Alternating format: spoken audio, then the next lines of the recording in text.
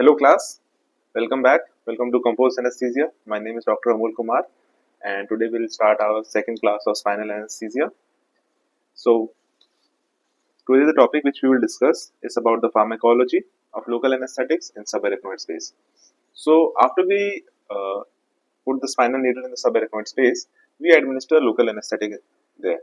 And how does it act? How does it start working? How does it get absorbed in the circulation? Will all be discussed in this class.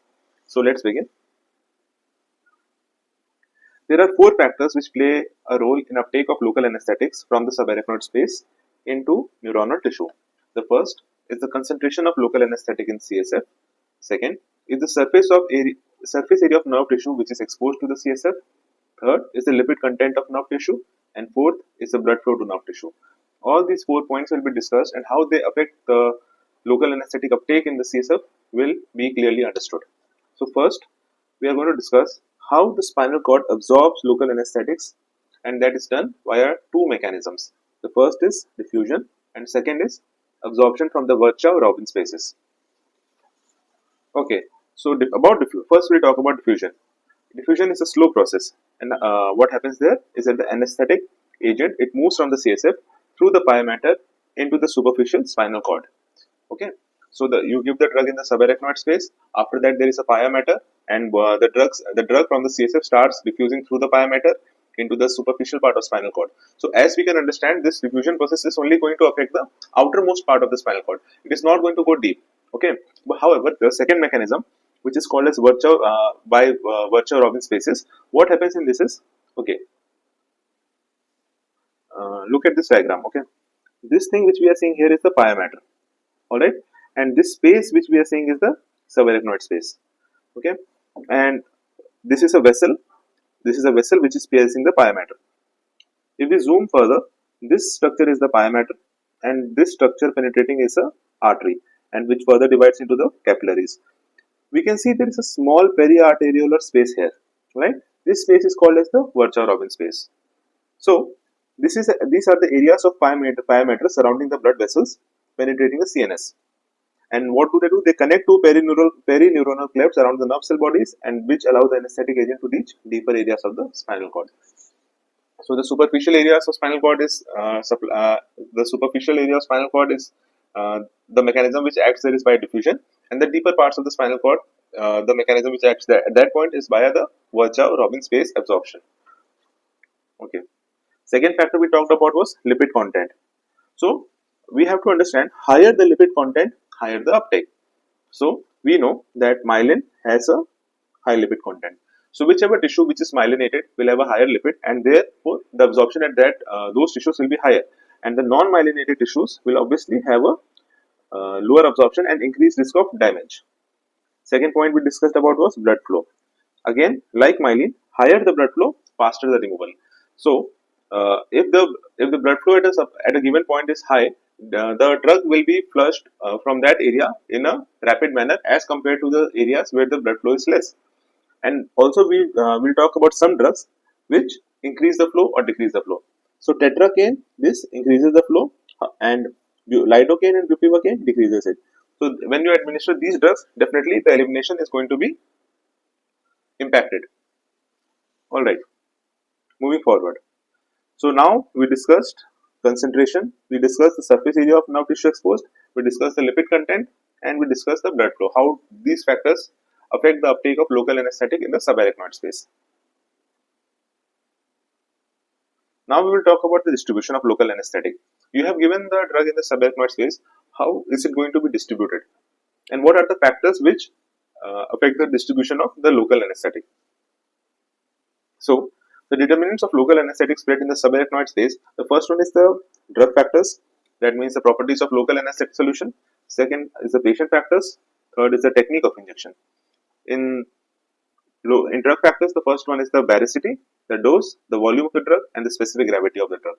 And in patient characteristics, it's the position during this injection, and also after injection, the height of the patient, the spinal column anatomy. Some people have a different type of spinal column anatomy, and that too affects the patient. Some have kyphoscoliosis and some derangements, which also affect the drug distribution. And last, the decreased CSF volume. This condition is seen in conditions where there is increased abdominal pressure, which could be due to weight, it could be due to pregnancy, it could be some intra-abdominal tumor, and etc. So these are the main factors which affect the distribution of drug. And coming to the last, the technique. One is the site of injection and one is the needle bevel direction. The bevel of the spinal needle, its direction also determines the distribution of drug. Okay. So first we'll talk about the most important one is the baricity. What exactly is baricity? It is a ratio of densities. Okay. Which densities? The density of a substance like a spinal local anesthetic and the mean density of human cerebrospinal fluid, and both at a temperature of 37 degrees centigrade. Okay. So it is a basically comparison of densities of a drug and to the density of the cerebrospinal fluid at a standard temperature, that is 37 degrees centigrade. It could be either hypobaric, hyperbaric, and isobaric, and all these are the baricities in comparison with the CSF.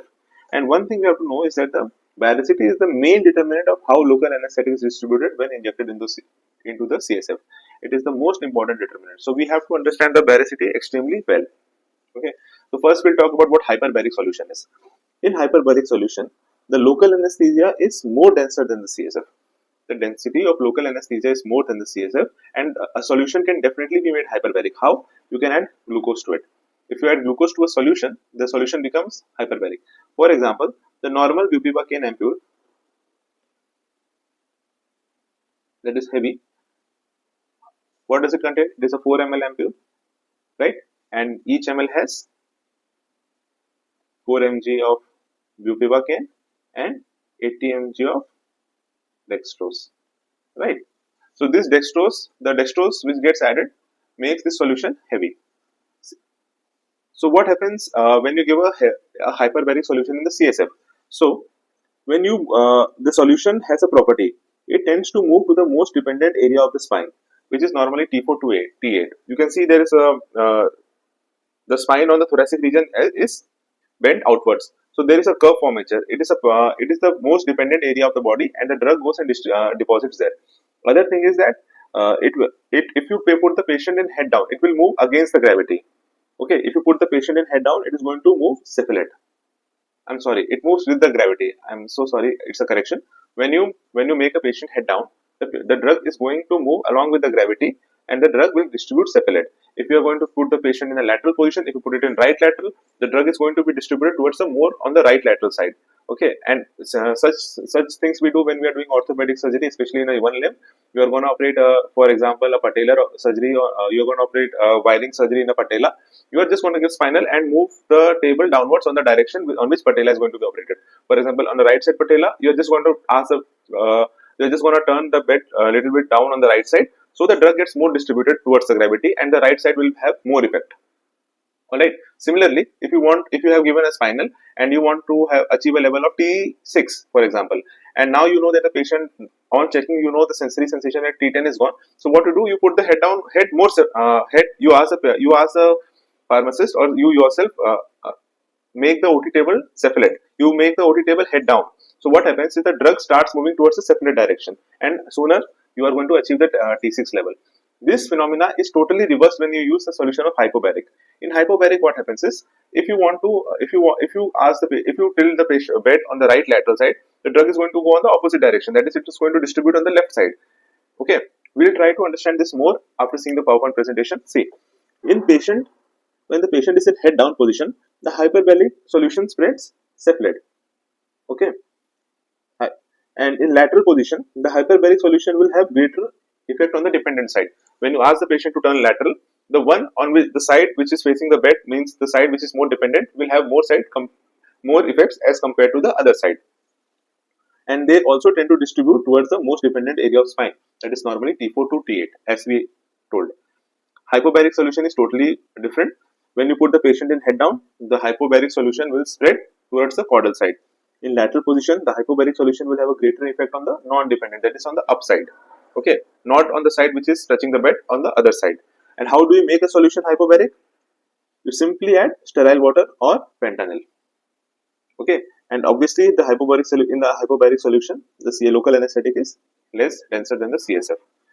Last, the isobaric solution, it has a density which is equal to 1.0. Okay, and this drug, the best part is it remains at the site of injection. Whatever positioning you do, you put head down, you put right down, whatever position you do, the solution is going to stay at its own position and not going to change any change to any position, change due to any position. These are some of the densities. The water, the CSF density is approx 1.0003, and the specific gravity is approx 1.0069. Okay, and the baricity is this 1.0. Okay, the isobaric density is close to 1.0. The hyperbaric will be more than 1, and hypobaric is definitely going to be less than 1. Now next, the volume. How does the volume affect the distribution of local anesthetic in the subarachnoid space? So there's a correlation. The lumbar CSF volume is going to be inversely proportional to the dermatomal spread of spinal anesthesia. Okay, what does this mean? This means that if the concentration of CSF is less, how concentration will be less? If the intra-abdominal pressure is more, it could be due to pregnancy, it could be due to an intra-abdominal tumor, it could be due to a patient having massive ascites. So what happens in this condition is that the epidural veins are engorged. Okay, due to the pressure of falling on the spinal column, the epidural veins get engorged, and what does that lead to? That leads to decrease in the CSF volume. And what happens when the CSF volume is decreased? There is greater dermatomal spread for a given volume of injected. If you give 3 ml injection in a patient of pregnancy, that is definitely going to achieve a way higher level than a normal patient of being operated for inguinal hernia, until that patient is not extremely obese or has some ascites. Okay, so and also the patients having some conditions like kyphosis, which should be severe, or kyphoscoliosis, they can also have a decreased volume of CSF. So in these conditions, the drug volume that has to be given is strictly monitored, and we should not give a high volume because it is definitely going to spread to higher levels, and it could also affect the cardiovascular fibers, and you are going to have a strict bradycardia. So to avoid all these symptoms, we give a low volume of local anesthetic in such patients. Also, third factor is the age factor. So in this, what happens is that because of age, there is a decrease in CSF volume as patients age. The CSF volume gets reduced, and this could also be responsible for the higher anesthetic levels achieved in the elderly for a given dose of spinal anesthetic. Okay. Last, we are going to discuss about the local anesthetics we give. The most common we give is the bupivacaine, definitely. So this preparation is 0.5%. Okay, now you know that you have to give bupivacaine in a patient. How do you decide that how much ml of spinal anesthetic drug you are going to take, how much dose you are going to take? So this table can help you with that. So if you are going to take for example, lower limb surgery such as THA, TKA, femur, or if something like that, so you need to have a 10 milligram dose.